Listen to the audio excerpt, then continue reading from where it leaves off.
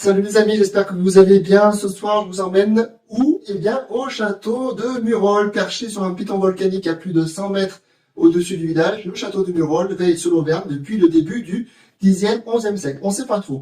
Construit pour contrôler les routes commerciales entre les plateaux du Sancy et la Plaine, il devient rapidement une place forte incontournable. Ses remparts épais, ses tours massives et son chemin de ronde, vous allez voir, c'est magnifique, en faisait une forteresse presque imprenable.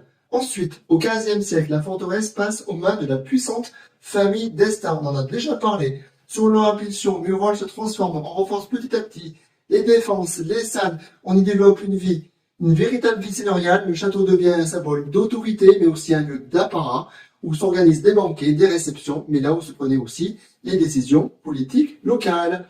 Malgré les guerres et l'évolution militaire, Murol ne sera jamais pris par la force, puisque Richelieu protéger la famille d'Estaing et il décline lentement après la Révolution jusqu'à n'être plus qu'une ruine romantique dominant les paysages volcaniques. Aujourd'hui restauré et animé, le château de Murol continue de raconter 8 siècles d'histoire auvergnate, donc ça date, entre pouvoirs seigneuriaux, stratégie militaire et légendes locales, classé monument historique depuis 1889.